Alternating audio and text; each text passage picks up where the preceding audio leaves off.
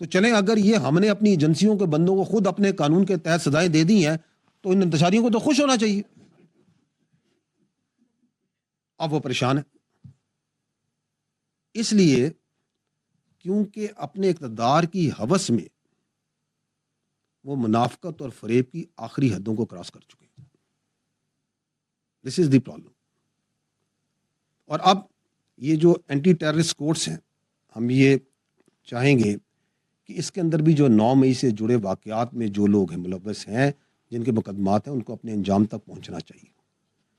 اس کی وجہ یہ ہے کہ اگر آپ دنیا میں نظر دوڑائیں تو ابھی اس سال یہ جولائی 2024 میں جھوٹی پوسٹوں پہ لندن میں انگلینڈ میں برطانیہ کے اندر وہ کیا کہتے ہیں نسلی فسادات ہوئے تو کتنی صورت کے ساتھ بالغ انکلوڈنگ نابالغ لوگوں کو سزائیں دی گئی.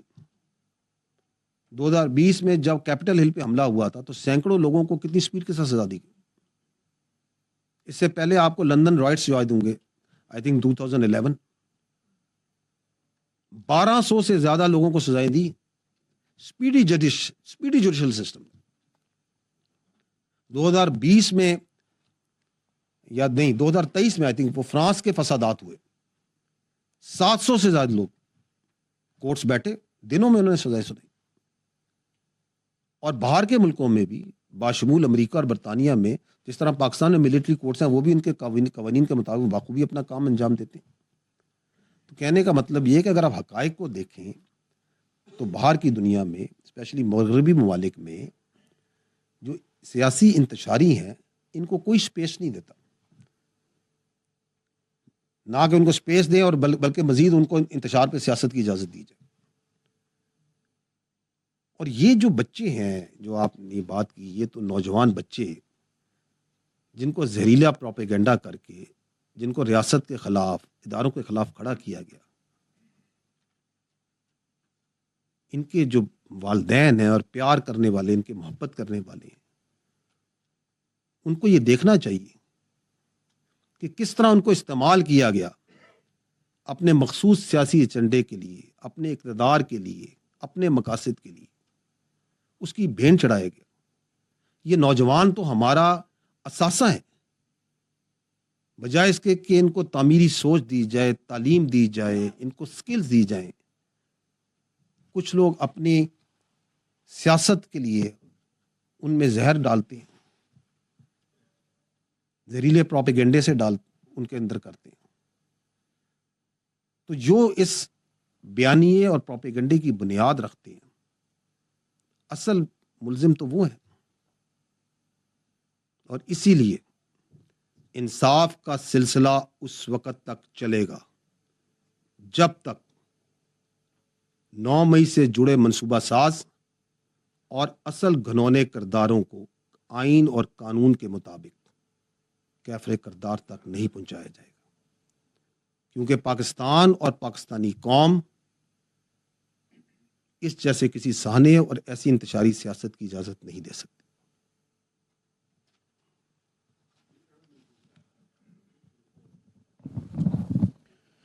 جناب صاحب احمد منصور 24 نیوز سے وابستہ ہوں. 9 مئی کے منصوبہ سازوں کی سر بات ہوئی.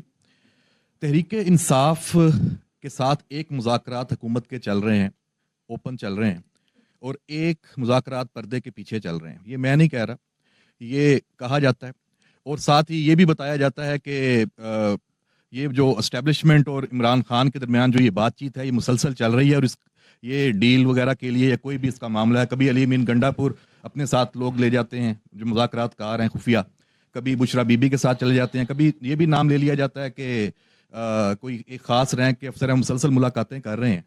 تو اس سے جو سیاسی جماعتیں ہیں وہ ان طرح کی جب یہ باتیں چلتی ہیں تو پھر اپنا ایک بیانیہ بناتی ہیں, ہر کوئی اپنی مرضی کا جو سودا ہے وہ بیچتا ہے اور ایک ملک میں ایک افراتفری کا جو پولیٹیکل ایک معاملہ ہے وہ آگے جاتا ہے اور اسٹیبلشمنٹ ظاہری بات ہے اس میں اس کے اوپر بھی اس کو بھی نشانہ بنایا جاتا ہے.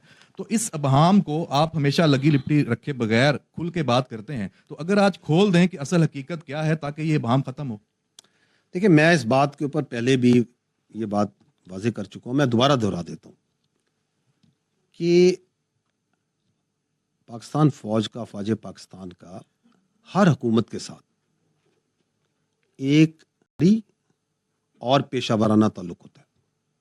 جو حکومتیں ہوتی ہیں وہ سیاسی پارٹیاں بناتی ہیں.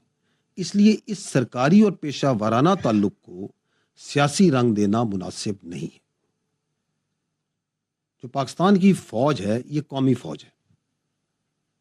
یہ کسی خاص مکتبہ فکر، سیاسی مکتبہ فکر یا پارٹی یا اس کی نمائندہ نہیں کرتی. ہمارے لیے تمام سیاسی پارٹیز اور تمام سیاسی لیڈرز قابل احترام ہیں. تاہم کوئی فرد واحد اس کی سیاست اور اس کی اقتدار کی خواہش پاکستان سے بالا تر نہیں ہے.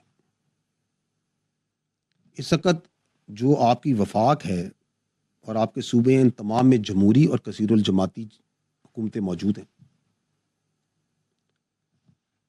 جو سیاسی پارٹیز کے درمیان مذاکرات ہیں ان کے مابین مذاکرات کرنا اور اس پہ کوئی جواب دینا یہ سیاسی پارٹیوں کا استحقاق ہے. ہاں ہم یہ ضرور سمجھتے ہیں کہ یہ خوشائند بات ہے کہ سیاستدان مل بیٹھ کر بات چیت کے ذریعے اپنے اختلافات اور مسائل کو حل کریں، نہ کہ انتشاری اور پرتشدد سیاست کے ذریعے.